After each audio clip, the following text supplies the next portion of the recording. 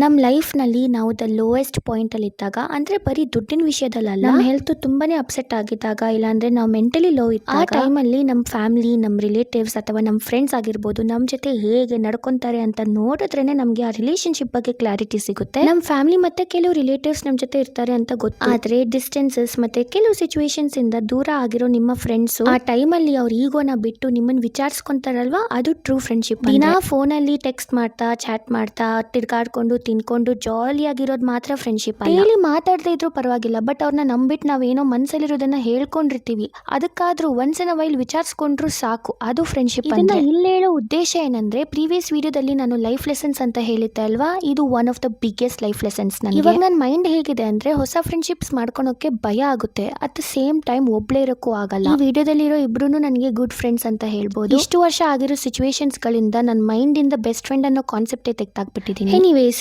ಇವತ್ತು ನಮ್ಗೊಂದು ಕಾನ್ಫರೆನ್ಸ್ ಇತ್ತು, ಅದಕ್ಕೆ ನಾವು ಮೇನ್ ಕ್ಯಾಂಪಸ್ಗೆ ಹೋಗ್ಬೇಕಾಗಿತ್ತು. MBBS ಇಲ್ಲೇ ಮಾಡಿದ್ರು ಕೂಡ ಈ ಮೇನ್ ಕ್ಯಾಂಪಸ್ಗೆ ನಾನು ಫಸ್ಟ್ ಟೈಮ್ ಬಂದಿದ್ದು. ಕ್ಯಾಂಪಸ್ ಬ್ಯೂಟಿಫುಲ್ ಆಗಿತ್ತು, ಕೆ ಡ್ರಾಮಾ ಮತ್ತೆ ಸಿ ಡ್ರಾಮಾ ವೈಬ್ಸ್ ಕೊಡ್ತಿತ್ತು. ಕಾನ್ಫರೆನ್ಸ್ ಇದ್ದಿದ್ದು ಡ್ರಗ್ ಅನಾಲಿಸಿಸ್ ಟಾಪಿಕ್ ಮೇಲೆ. ಕಾಲೇಜ್ ಬಸ್ ಅಲ್ಲಿ ಹೋಗಿ ಬರ್ತಾ ನಾವು ಮೆಟ್ರೋದಲ್ಲಿ ವಾಪಸ್ ಬಂದ್ವಿ. ಈ ವಿಡಿಯೋ ಇಲ್ಲಿಗೆ ಮುಗೀತು, ಮತ್ತೆ ಇನ್ನೊಂದು ವಿಡಿಯೋ ಸಿಗೋಣ. ಓಕೆ, ಬೈ ಬಾಯ್.